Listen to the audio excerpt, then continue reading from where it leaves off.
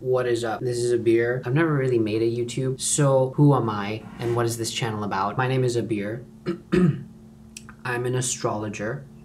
I've been studying astrology, I've been researching astrology for about 6-7 years, very intensively. My focus of astrology is in what is called mundane astrology. So that's basically things which are related to the mundane world, but really looking at external events that are happening in world history. Before I go any further, I have to give credit where it's due that I did graduate from the California Institute of Integral Studies, which is a very small community academic program in San Francisco. Really, it's the successor to what you could call the Summer of Love, the 1960s. A lot of what we consider like California culture, that blend of spirituality and Eastern and Western, that's taken root in a lot of ways. There's been a lot of great teachers that have come through California over a long period of time, but a lot of that was galvanized at the Esalen Institute, which some of you may or may not know. At the end of Mad Men, the TV show,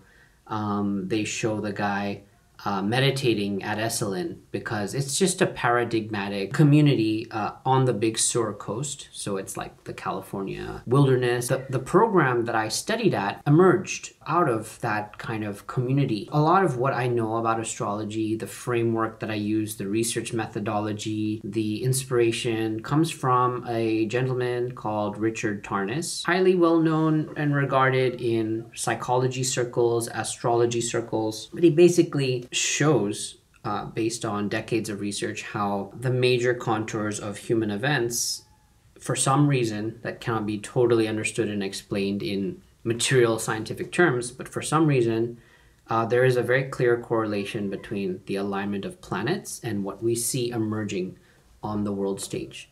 So that basic idea is what really interested me. I had no real interest in astrology. Growing up, I'm Indian.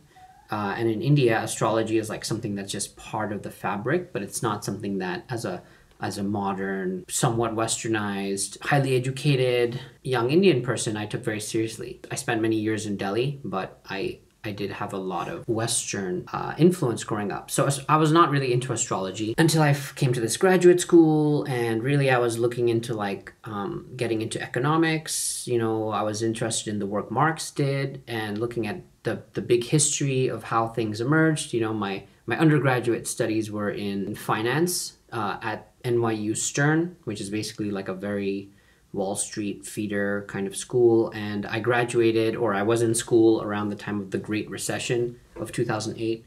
So I was very critical of finance because a lot of people were marching on the streets, and I was kind of a little bit lost, I guess, a little bit demotivated. Not many people around me in my school were able to help me understand why everyone was so upset at the financial world. That was about maybe 12 years ago. I was interested in economics and the PCC program, as it's called, Philosophy, Cosmology, and Consciousness, which has a lot of amazing professors. There's a cosmologist, comparative religion, transpersonal psychology.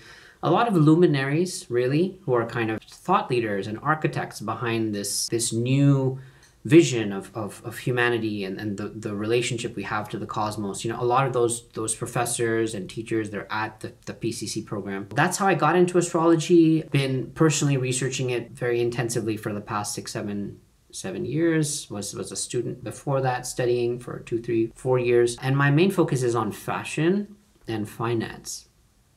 And I know these sound like two very different fields, fashion and finance. What do they have in common? If you think about this paradigm that there are alignments happening of planets, and for some reason, there's a synchronous wave which occurs when a certain alignment is occurring. So let's say there's a Saturn-Pluto alignment. And around the same time, there's a lot of things happening that are somehow related, kind of similar, and they look different on the surface, but when you start to perceive the archetypal quality of those events, they have a resonance. There's countless examples I can share, and that's actually the focus of my work, which is building this thing, the history engine, which is building this huge database of these kinds of correlations. I think we live in such snapshot times, like Twitter times or quarter by quarter, day by day. Sometimes this very deep history or long history perspective is hard to carry around, especially if you're expected to live in a day-by-day world. But humanity's worldview does change radically from time to time. And I think we are in one of those periods. The most recent period was the Copernican revolution, which unfolded over 100, 200 years. It's still kind of unfolding because it's not just like a revolution happens once and then it's over. It's still kind of unfolding, but you know, the fact that astrology is real, the fact that you can see these patterns happening in the world of finance, in politics, in fashion, all at the same time in relationship to an alignment of planets, which are apparently just these objects out in space, right?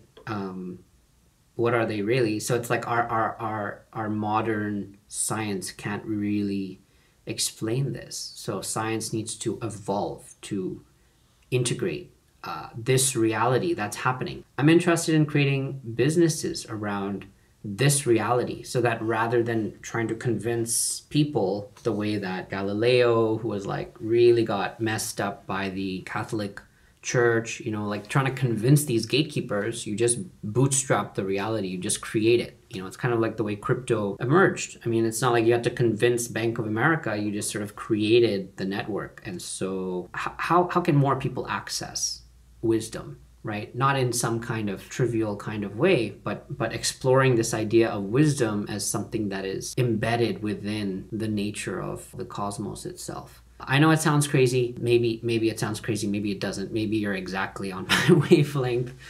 Thanks for watching. Appreciate it.